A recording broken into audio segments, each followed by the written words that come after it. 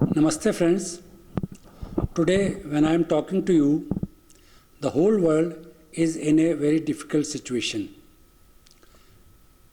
This is because of the COVID-19, the new virus which is causing a number of deaths in the whole world. You may be coming across all sort of information about the present situation through newspapers, TV and internet. In the present situation, the best solution seems to be that we isolate ourselves, we do not come in contact with other persons. By doing so, we will be keeping ourselves and others safe. I hope you all will be following this so that you can save yourself from this difficult situation. Today, I would like to talk with you about single plate clutch. Now, single plate clutch, as the name indicates, has got only one clutch plate. The fact is that this type of clutch is of only academic relevance in the present times. Because of the space constraint, we are not able to have big size of clutch plate, and therefore this type of clutch is not suitable. Anyway, we would like to know about it for our academic purpose. Now, you can find in the figure, we have on left hand side the engine shaft which has got a flywheel mounted on it. On right hand side, we have clutch shaft. The other components that you find in the figure is clutch plate in between, a pressure plate on right hand side. You may also see that we have pressure plate and flywheel. They are joined together with the help of a nut and bolt arrangement. You can notice a spring also which is there. Now this is a sectioned view, therefore you find only one nut and bolt and spring. The fact is that we have these springs maybe 6 in number or 8 in numbers or even 4 in numbers sometimes, which are equally spaced along the circumference of the disc, flywheel or pressure plate. Now coming back to figure, we have splined clutch shaft. You can notice the splines upon which we have clutch plate mounted. As you are aware, these splines do not allow the relative rotational motion between clutch shaft and the clutch plate. Only axial motion is permitted and clutch plate can move along the axis of the shaft. The fact is that pressure plate is independent and it does not rotate along with the clutch shaft. In other words, we can say that motion of the pressure plate, and that is rotational motion, and rotational motion of the clutch shaft are independent of each other.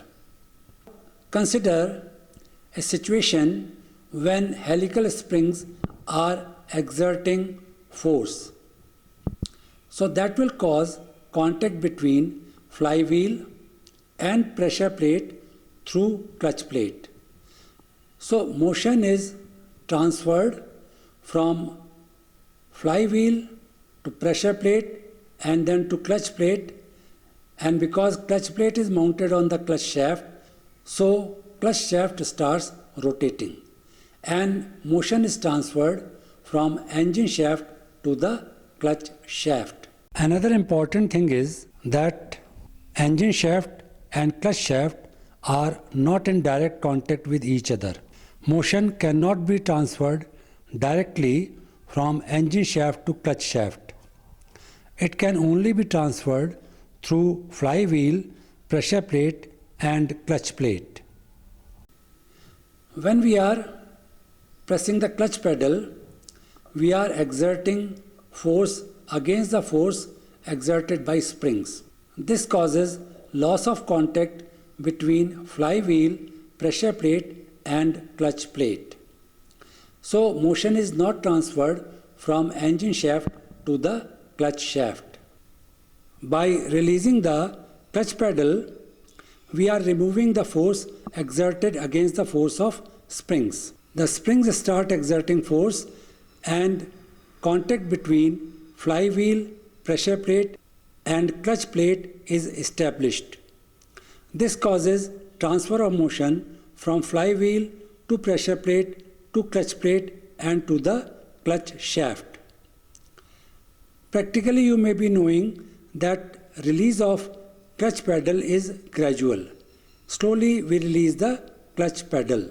This causes gradual transfer of motion from engine shaft to the clutch shaft, which is one of the desired function of clutch. Another variant of single plate clutch is diaphragm spring type of single plate clutch. Here, helical springs are replaced by a diaphragm spring.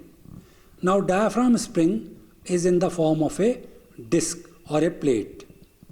The figure presents two different states of this diaphragm spring.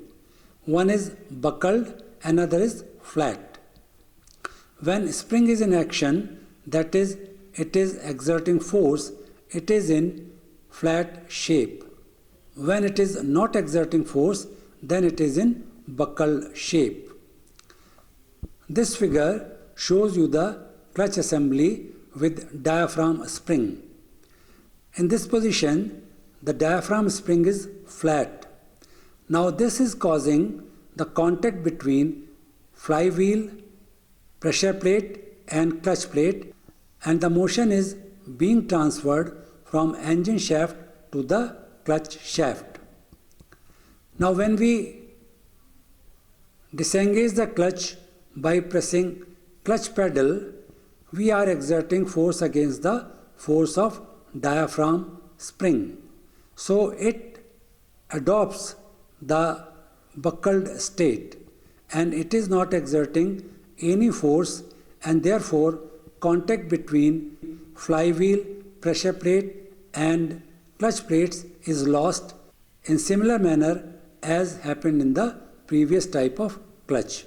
As far as construction and working of diaphragm spring type of single plate clutch is concerned, it is very much similar to the single plate clutch which is operated through helical springs. The only difference is that it has got a disc type diaphragm spring. Well friends, I conclude here with the message that you stay home, help your parents, help your grandparents and help your brothers and sisters in studies and stay healthy. Good luck and thank you.